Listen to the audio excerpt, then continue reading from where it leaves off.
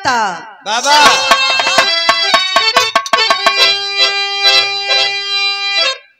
बुद्ध जी महाराज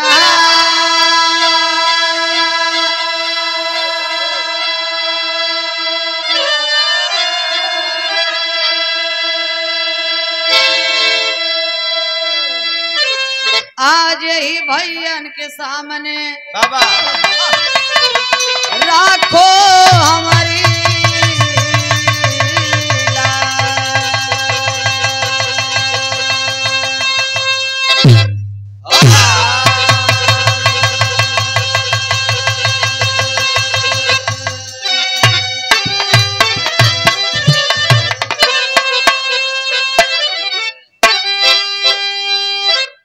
hello hello hello hello भैया पीछे तक जात आवाज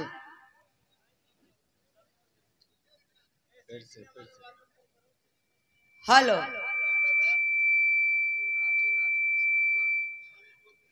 हेलो ज्योतिबा से ज्योति मिला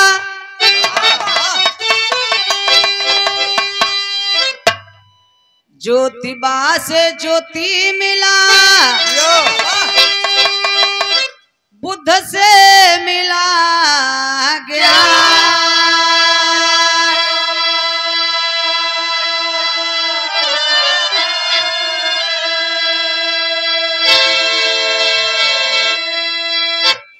भीम जी से संविधान मिला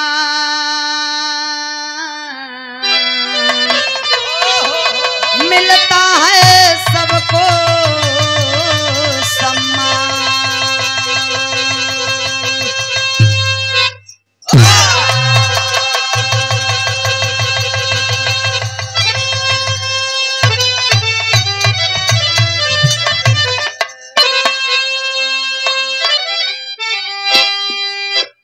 परिवर्तों के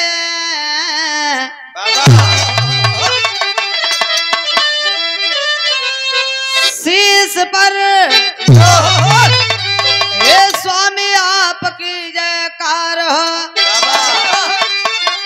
सुधा सुमल्य मैं अर्पित करूं स्वीकार हो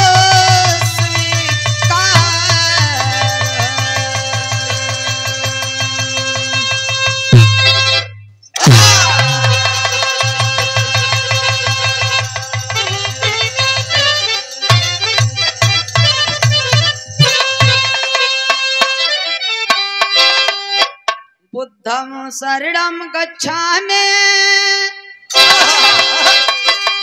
बुद्धं शरणं गच्छामि धम्मं शरणं गच्छामि हम पे कृपा कराए स्वामी संघं शरणं गच्छामि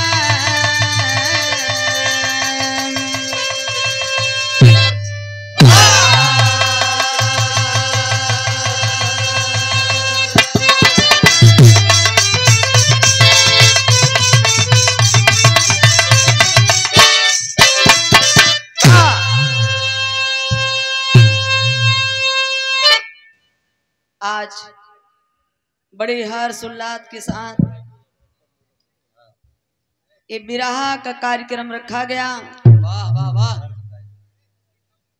जिसमें दूरदराज से आए हुए आदरणीय बुद्धिजीवी महान भाव वाह गुरुजनों प्यारे सजनों पिता तुल्य बुजुर्ग वाह वाह अगल बगल से सुन रही मेरी माताएं बहन भाइयों नौजवान साथियों वाह सम्मानित विराह के प्रेमी श्रोता बंधु वाह एवं देश के कर्णधार बच्चे एवं समाज के प्रबुद्धगण तमाम रिश्तेदार नातेदार प्रिय स्नेही मित्र दोस्त यार प्यार भरा मोहब्बत इस दिल के गहराई से मंच के माध्यम से मैं गायिका सरोज सरगम एंड पार्टी मिर्जापुर की ओर से आप सभी लोगों का मैं हार्दिक अभिनंदन बंदन सादर अभिवादन जय भीम नमो बुद्धाय करती हूँ।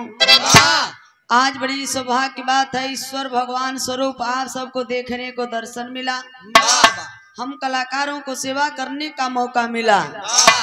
तो बताया गया एक भारतीय संस्कृति परंपरा है।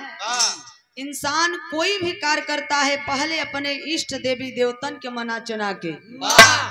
ऐसे तो देवी देवताओं घर घर पूजनीय है, लेकिन हर देवी देवताओं का भी कार्य अलग अलग होता है।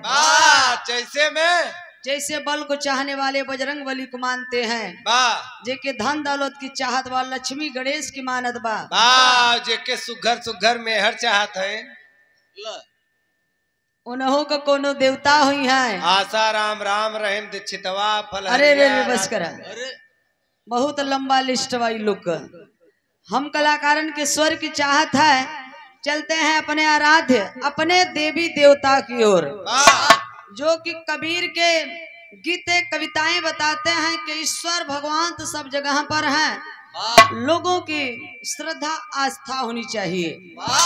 लय बना के मास्टर आप लोग काहे खड़ा हुआ, अच्छा ना लागत है। खड़ा है आप लोग हो, लेकिन पैर हमार दर्द करत है। ये व्यवस्था आप लोगन बदे बा इधर बढ़ जाता, बहुत अच्छा रहा। 2 लाइन भजन है मास्टर, कैसे?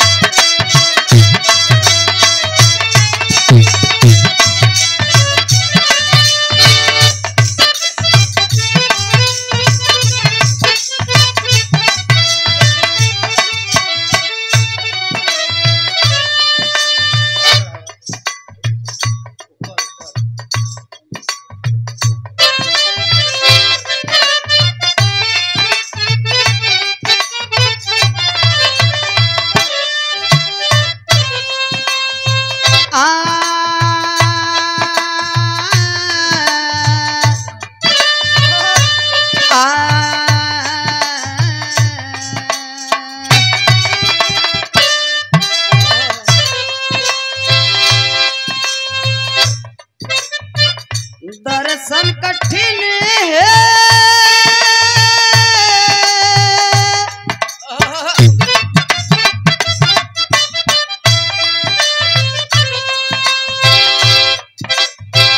दर्शन कठिन है मयरिया भइल बा।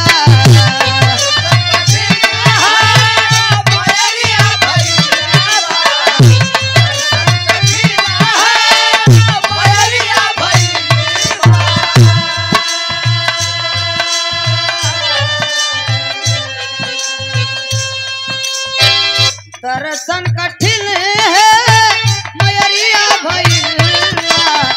दुर्लभ चरणवा के, दुर्लभ चरणवा के धुरिया भइल बा।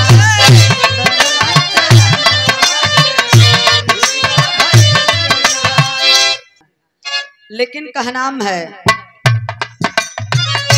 दर्शन कठिन है मयरिया भइल बा।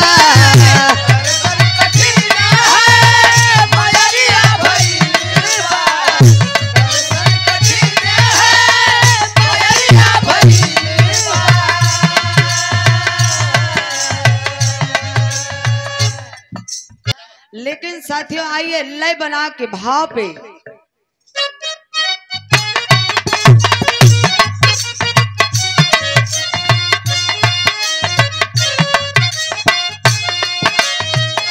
दर्शन कठिन है मयरिया भइल बा।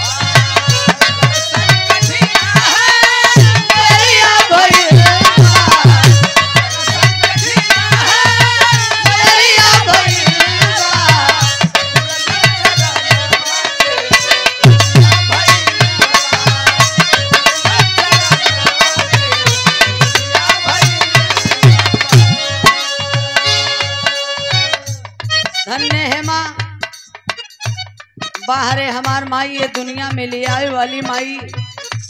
लेकिन बताया गया लगभग 33 करोड़ देवी देवता विदेश से चलकर मेरे भारत में आए।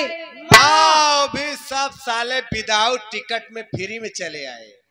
इन विदेशियों ने हमारे भारत में आए हम लोगों के दादा पुरखा पुरनिया पूर्वजों को जबरदस्ती डांट माट करके अपनी गुलामी कबूल करवाए। इन विदेशियों ने कहा क्या मूल्यवासियों भारतवासियों, हम विदेशियों को तुम लोग देवी और देवता मानो, पूजा और पाठ करो, तुम लोगों का ही नहीं पूरे भारत का भला होगा। हम लोग पूजा पाठ करते करते चले आए, भला हुआ नहीं। इसीलिए किसी ने रोजा रखा, किसी ने उपवास रखा, भला उन्हीं का हुआ जो अपने पुरखों के अपने पास रखा है। खेत कियारी घर द्वार गाड़ी घोड़ा 2 बीघा 2 बिस्सा जौन कुछ भी बा, ये पुरखन और पुरनियन का देन बा, न कोनो देवी दिहिन न कोनो देवता। पावन बेईमान तेहन मठा मंदिर के नाम पे जबरी कब्जा कैले, जैसे अयोध्या में कब्जा कैले हैं। भजन भाव की पहली बंद में बिटिया माइस कहत बा का, लेकिन कहनाम बा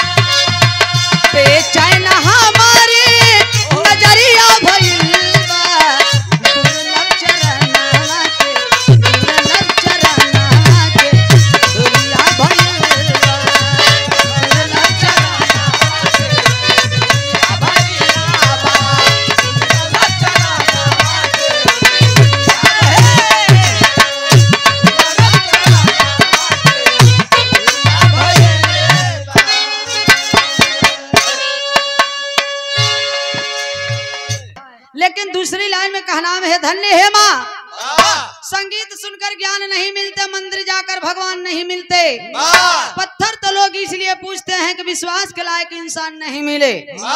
जिसको भगवान ने बनाया, जिसको भगवान ने बनाया उसका कोई पूजा नहीं करता, और जिसको इंसान ने बनाया माटी पत्थरा गोबर ओकर सब पूजा करत बा, भेड़िया धसा नियर चलत बा लोग। क्या विडंबना है। धन्य है माँ। भजन भाव की दूसरी लाइन में कहना है क्या,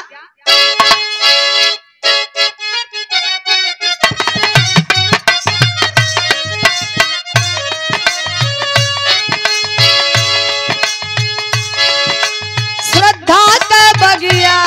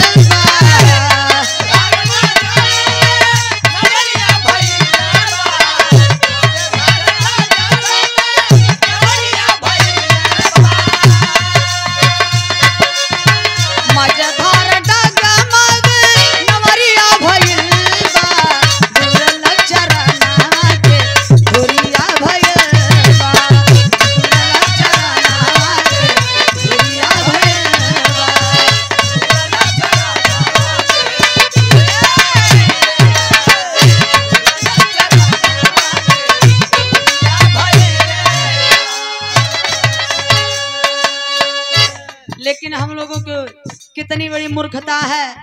हम लोग सरस्वती को माता कहते हैं, देवी कहते हैं शिक्षा की, लेकिन जिसने हमें शिक्षा नहीं दिया, जिसने हमें विद्यालय नहीं खोला, जिसने हमें ज्ञान नहीं दिया, वो मेरी माँ कैसे हो सकती हैं? जिसने हमें सब कुछ दिया, धन्य है माता सावित्रीबाई, ज्ञान की देवी बाहरी फातिमा से। भजन भाव की आखिरी लाइन में बताओ तो बिटिया, बिरहा जगत में हमार कोने खानदान में पैदाइश भइल बा, हमार दादा परदादा पुरखा पुरनिया पूर्वज के रहा। इतना दूर आए हो तो बताए दे, जंगले के रहन की पहाड़े का। हाँ बताओ थे।